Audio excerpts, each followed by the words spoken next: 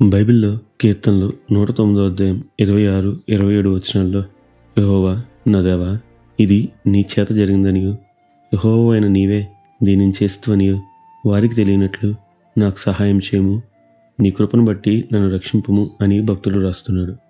ఈరోజు మీరు ఒకవేళ ఇలాగే ప్రార్థిస్తున్నారా? దేవా, నువ్వే నా జీవితంలో కార్యం చేయి, ఈ అద్భుతం నీ ద్వారా జరిగింది అని ప్రజలందరూ తెలుసుకున్నట్లు ఆశ్చర్యకార్యం జరిగించు అని ప్రార్థిస్తున్నారా? అయితే వినండి, ఈరోజు దేవుడు మీతోనే మాట్లాడుతున్నాడు. మరి ఈ రోజును దేవుని వాక్య ధ్యానంతో ప్రారంభిద్దామా?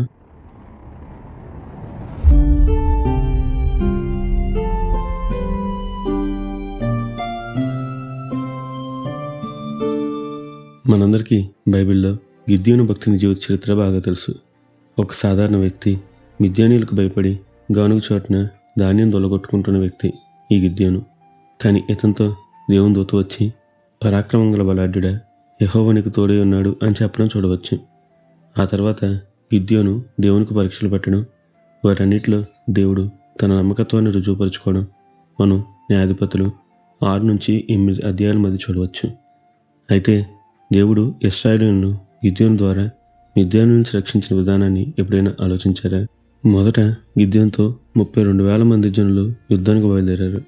కానీ దేవుడు ఇది నా వల్ల జరిగింది అని తెలియాలి కాబట్టి భయపడే వారిని వెళ్ళిపోమంటే 22,000 మంది వెనుదిరిగారు.